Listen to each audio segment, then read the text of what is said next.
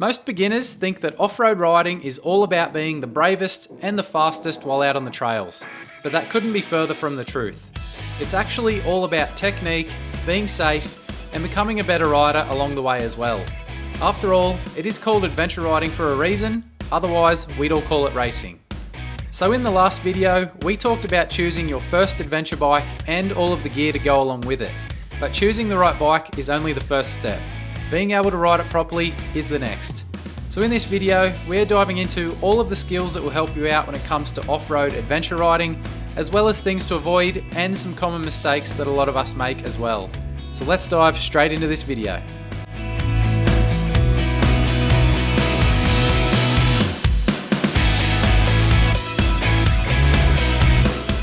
If you're new here, welcome. My name's Josh and this channel is all about motorcycle adventure. The bikes, the gear, reviews, the adventures, and tips and tricks videos just like this one.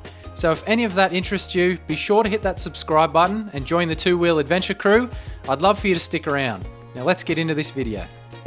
Now before we start talking about technique, we need to talk firstly about mindset, because this is really important and it's where some beginners do go wrong. Now my first tip to having the right mindset would be to leave the ego at home. And what I mean by that is there are no medals given out on any adventure rides, at least none of the ones that I've been on so far. So being the fastest of the group or the first to attempt a crazy challenge on the track means absolutely nothing out here. Ego causes crashes, especially if you aren't the fastest rider in the bunch. You'll push a little bit harder to keep up, and that's when accidents can happen. Just dial it back a little bit and ride your own ride. And that leads me into my next point, which is ride at around 70% of your ability. When you're learning off-road, riding at 100% of your abilities isn't the best way to learn. You'll tire yourself out quicker and you're more likely to make mistakes along the way. You'll miss that unexpected rock or sand section and have little time to react to it. Riding at around 70% of your abilities will give you a chance to see any upcoming obstacles and give you a better chance to learn along the way as well. And the last point to make around mindset is to remember that failing is absolutely normal. No one out there starts something new and is 100% perfect at it when they start out, and that is no different when adventure riding and riding off-road as well. You're going to make mistakes and you're going to drop your bike at some point. Most drops happen at walking pace and not high speed, so just try and make sure any mistakes are minor and you learn from all of these. Now it's time to talk about body positioning on the bike. And a quick disclaimer here, I am no professional in case you couldn't already tell. I don't have a racing background or anything like that. I'm just a regular guy who likes to go adventure riding. So my advice with any of this stuff, if you really want to improve, is try and book a coaching course with someone who knows what they're talking about. Someone with a professional racing background or some form of accreditation. Now I have done some coaching courses in the past and I found I got a lot out of them, so they are definitely beneficial. We don't really get to work on our skills on adventure rides, and we don't usually ride the same piece of track more than once in a day. So a training day can be the perfect way to upskill for all your adventures. Try and do it early on if you are just starting out, just to try and avoid developing any bad habits along the way. Now I'll put a link down below in this video's description to Endeavour Motorcycle Tours website for any of you interested in some coaching. They do have a few options for New South Wales and Queensland, so go and check all of them out. Or if you can't make any of these ones, try and find someone in your local area to help you out. Now let's jump into a quick run through of the standing position. When I started adventure riding, I'd always pay attention to the riders who would fly on by me. Not that that was very hard to do, but I would always notice that they were all standing up, in a sort of attack position. So obviously I knew there was something to this, so I began to stand a lot more on my own rides. Being in a standing position gives you a lot more control over the bike, making it easier to shift your weight around the bike to really get it to do what you want. Firstly, starting with your feet, you want to be up on the balls of your feet on the pegs. Now this will help give you the most control when you need to weight the pegs around any corners, but also it will let your ankle and calf muscle work as some added suspension. Your ankle joint can compress and your knees as well, which will soften the load when you hit any large bumps, working hand in hand with the bike suspension. Also remember to keep your feet pointed inwards slightly towards the bike. Now there's two reasons for this. Number one being this will help prevent your feet being ripped off the bike should you contact a stick, a rock, a tree, or any other obstacle along the way. Having your foot inwards should make those objects bounce off the opposite way, And the second reason is that having your feet pointed inwards towards the bike helps your knees stay in contact with the bike as well. If you point your feet inwards, your knees automatically go inwards as well. But also on the opposite side, if you point your feet outwards, your knees will go that way as well. So just try and keep your feet pointed inwards as much as possible. Moving up to your knees next. Now your knees should lightly grip the bike at all times. Now you don't want a death grip on the bike at all. It still needs to be able to do its thing underneath you, but you want to have control at the same time as well. Try and keep your knees in line with your feet if you can, and not allow them to go forward of your feet. If you're standing up and your knees are really forward up against your fuel tank, you're probably not in the most ideal position to be in the most control that you can. Just try and keep your butt pushed back and keep that straight line between your knees and feet, but also don't go too far and lock your legs out as well. Now moving up to the body, the number one tip here is to try and keep your head up roughly over the bars of the bike so you can keep scanning the track as far away as possible.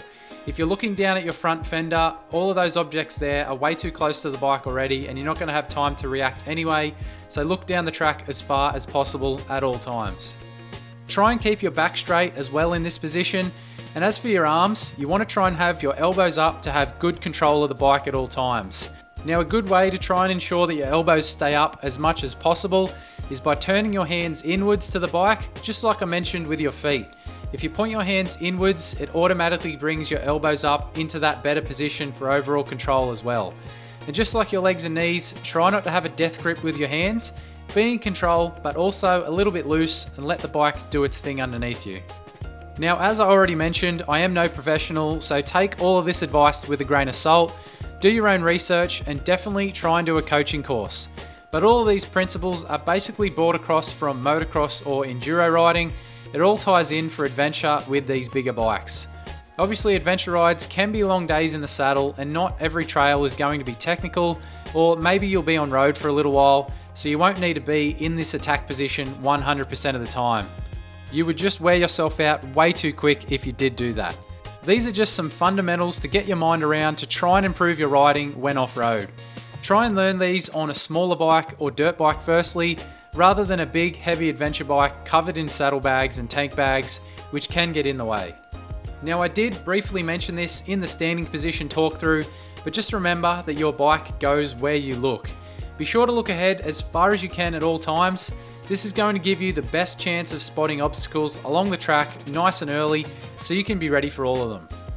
If you are staring right in front of your front tyre or at your front fender, this isn't going to give you enough time to react to anything you do see anyway. And be sure not to fall into the trap of target fixation. As the saying goes, if you look at it, you will hit it. So always try and keep scanning the track further ahead. Not keeping my head up and looking down the track as far as possible was something I used to struggle with, but over time I've become more confident with it. It's just something I had to work on, so if you aren't confident with it yet, just keep working on it, and over time I'm sure that you will become better at it. Off-road riding is all about smoothness, not just speed. When it comes to throttle control off-road, it's not going to be the same as when you are on-road, obviously. If you grab a handful off-road, you will break traction. Yes, most new bikes these days do come with a lot of traction control aids to help beginner riders, which is great, but try and learn without these as well so you can actually see what differences traction control makes to your bike, because there will be instances off-road where you don't want these aids on. Just be smooth with the throttle on and off and you shouldn't have any issues. When it comes to braking on dirt, it's just the same principles as the throttle. You need to be smooth. Your front brake is still your strongest brake, but you need to be smooth with this one. If you grab a handful of that front brake, you'll be on the ground in no time. And again, most new adventure bikes on the market come with ABS systems to help new riders and experienced riders as well, but these systems can sometimes be a hindrance when off-road. I would suggest learning without these aids firstly if possible, and get your braking technique sorted before venturing off-road. Just keep the braking gentle and progressive. And don't forget about that rear brake as well. Try and use that in unison with the front brake. The rear brake will help stabilize things and bring you to a stop much quicker. So now we all know about the smooth throttle and being smooth on the brakes as well, but you can't forget about your clutch control. Now your clutch is your best friend at low speeds while out on the trails. Practicing your clutch control is a very good idea to feel more comfortable in those slow technical sections of track. Try and find a nice open flat area to practice. Find the point where your clutch begins to engage and combine this with the rear brake as well, and just try and see how slow you can get around. It may seem a little bit weird and very basic to practice things like your throttle control, braking and clutch control as well, but trust me, practice all of these basics and get them all dialed in. It really will help you once you're out on the tracks. So let's dive into some common beginner mistakes that we see when people are learning the ropes of adventure riding. I think everyone here, whether you're a beginner or experienced rider, you're probably guilty of maybe one or two of these things. But the first one I've got is sitting too much. When you start out, standing feels a little bit awkward at first, but it does become natural very quickly. Make sure you try and get up on your feet a lot more, you'll have more control and you'll become a better rider faster. Now, mistake number 2 we see a lot is the death grip on those handlebars. If you're one of those riders where your arms get really tired really quickly, you're probably gripping the bike way too hard. Just try and relax a little bit, have control over the bike, but not a death grip. Mistake number 3 is riding too fast too soon. Now, speed hides poor technique. Make sure you try and slow things down, ride within your current skill level, and remember that going slower will help you be able to get the technique right before bringing up that speed to match. And lastly, mistake number 4 is overconfidence early. Confidence grows faster than skill, and that's where crashes can happen. There's no awards or medals in this world of adventure, so just try and enjoy the ride. The reward really is the journey, and it's not much fun if you don't even make it to the intended destination in one piece. So how can you improve your skills? Well, as I already mentioned, I think personally booking onto a coaching course with a professional would be the best and fastest way to improve. But if you don't have the time or money, try and find your closest quiet gravel roads, fire trails, or even open dirt areas, and just work on your basic skills there.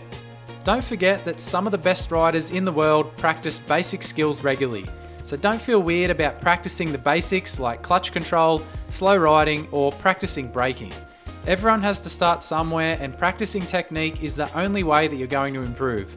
Adventure riding is just like anything else. Be consistent, put in the effort, and you will get better as time passes. So hopefully I've shown you here that adventure riding isn't just about being the fastest rider out on the trails. It's about being safe and in control, and most importantly, enjoying the ride. Practice your skills as often as possible, and your adventures will become even more enjoyable. Now, coming up in the third part of this Ultimate Beginner Adventure Rider Guide, I'll show you how to plan your first adventure ride, how to choose routes, avoid getting stranded, and make sure your rides stay fun instead of stressful.